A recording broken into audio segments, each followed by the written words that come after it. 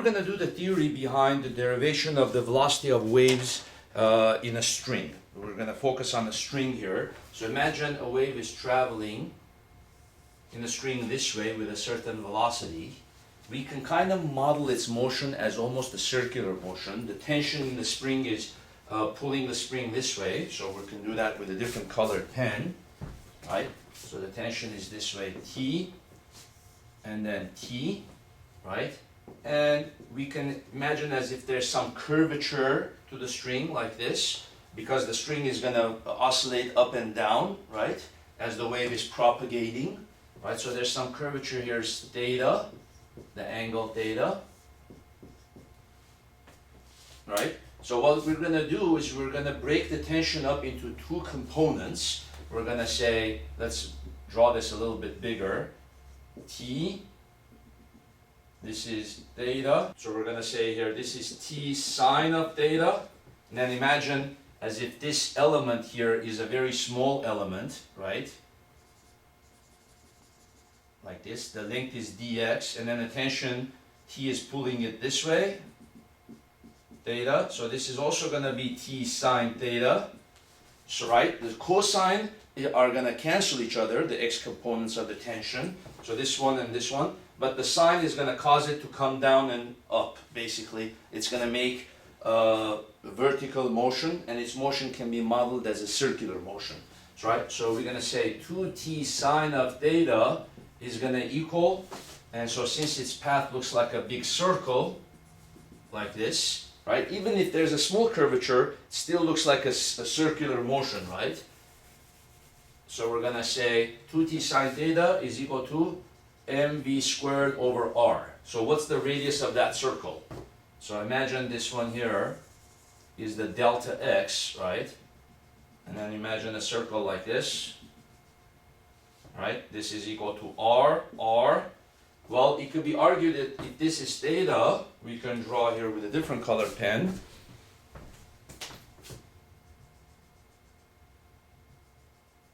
Vertical line, right? If this is theta, since this is 90-degree angle, this is 90 minus theta, right? And then this angle is theta, and then same thing here. We can argue that if this is theta, that this is 90 minus theta, and then this is also theta, right? And you draw this perpendicular bisector, right? If that's theta, this is also going to be theta. If that's theta, this is also going to be theta, right?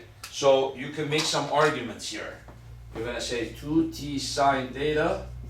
The mass is going to be the mass of that. It's going to be the linear mass density times its length. Linear mass density times its length dx. Right? But then the dx is going to be the radius r times 2 theta.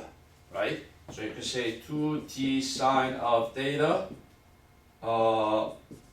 Dx is going to be the radius, and the total angle subtended is 2 theta. So r times 2 theta, right? And then the r's cancel, and the r's cancel.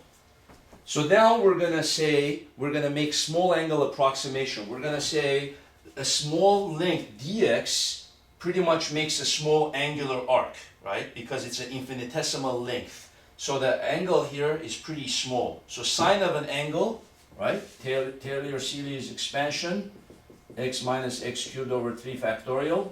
When the angle is small, then the sine of the angle is approximately equal to the angle. So sine of theta is approximately theta. So we're going to say 2t theta mu 2 theta v squared. Then this is going to give us the final derivation of the velocity of wave in strings. So the theta and the theta cancels. Mu, right? So this is the famous equation that we always use for velocity of waves in a string. So v is equal to square root of t over mu, and that gives you the velocity of waves in a string. Let's see if the units work out. This is Newton, this is kilogram per meter, right? And then remember, Newton is a kilogram meter per second squared over kilogram per meter. The kilogram and the kilogram cancels. And then you have the meter goes up to the top, meter squared over second squared, square root meter over second. So in terms of units, it also works out, right? Thank you very much.